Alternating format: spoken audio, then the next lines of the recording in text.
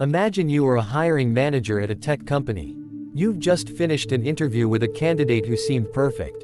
Their resume was spotless, their technical answers were sharp, and they even shared some thoughtful insights about the industry.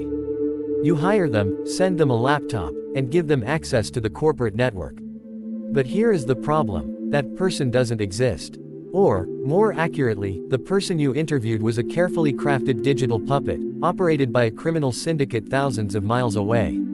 This is not a hypothetical scenario from a cyberpunk novel. It is the new reality of AI-driven employment fraud, and it is quietly infiltrating some of the largest organizations in the world. For decades, the worst kind of resume fraud was a bit of embellishment, stretching a job title, inflating a project's impact, or tweaking the dates of employment. We had background checks for that.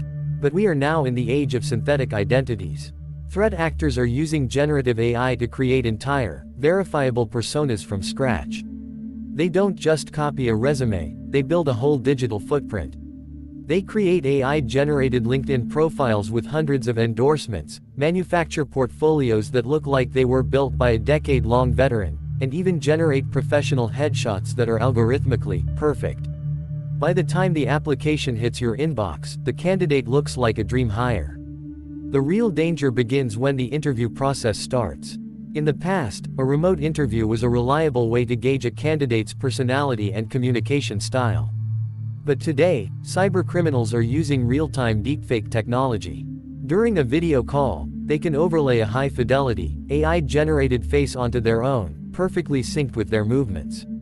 They can use voice cloning software to sound like a native speaker of your country, even if they are halfway across the globe. Some are even using proxy techniques, where a highly skilled technical specialist sits off camera, feeding answers to a front man who handles the video feed. The recruiter thinks they are talking to a single, brilliant engineer, but they are actually interacting with a coordinated team of scammers. Why go through all this trouble? The payoff for the scammers is massive, and it rarely stops at just getting a paycheck. Once these fake employees were onboarded, they become an insider threat with a legitimate foothold in your network. Some of these groups are essentially corporate moles. They might use their access to exfiltrate sensitive data, intellectual property, or customer lists. Others are focused on financial sabotage, tampering with payroll systems to divert funds, or installing backdoors and ransomware that lie dormant until the right moment to strike. We have seen reports of North Korean IT workers and sophisticated criminal syndicates using these exact methods to infiltrate US and European companies, effectively turning the hiring process into a Trojan horse. The reason this is so successful is that human psychology is currently the weakest link in our cybersecurity chain. We are hardwired to trust what we see. When we are on a Zoom or Teams call, our brain interprets the audio and video as a social reality. We see a face, we hear a voice, and we form an immediate, unconscious impression of competence and honesty.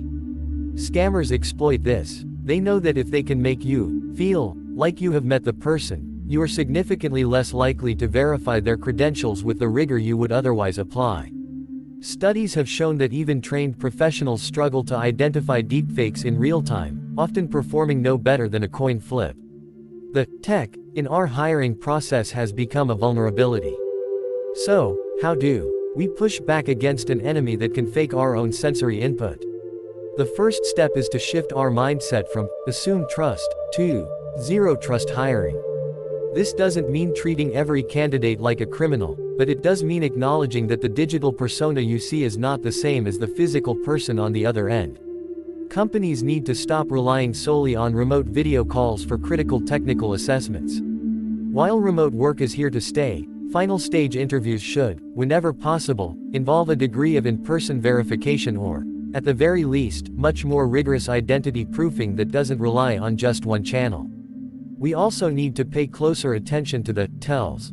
Scammers often rely on bandwidth issues or camera glitches as a cover for why their feed might look slightly off or why their audio doesn't perfectly match their lips.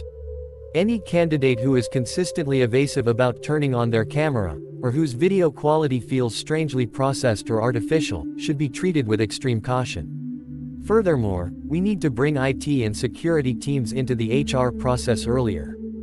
Background checks should be integrated with real-time identity verification services that can flag synthetic identities, mismatched social security numbers, or evidence of a digital footprint that was created entirely in the last few months. Perhaps most importantly, we need to normalize skepticism. If a candidate is perfect on paper, answers every technical question with suspicious precision, and seems desperate to bypass standard security protocols for onboarding convenience, that is a red flag, not a win.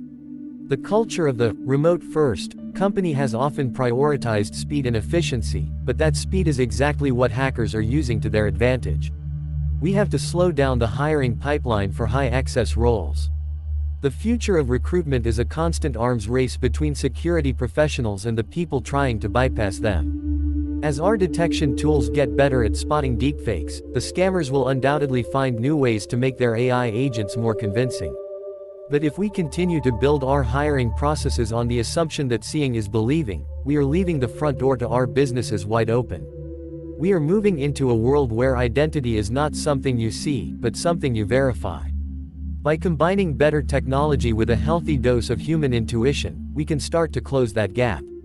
The goal shouldn't be to stop hiring remotely, but to ensure that when we do, we know exactly who, or what, is coming into our workplace.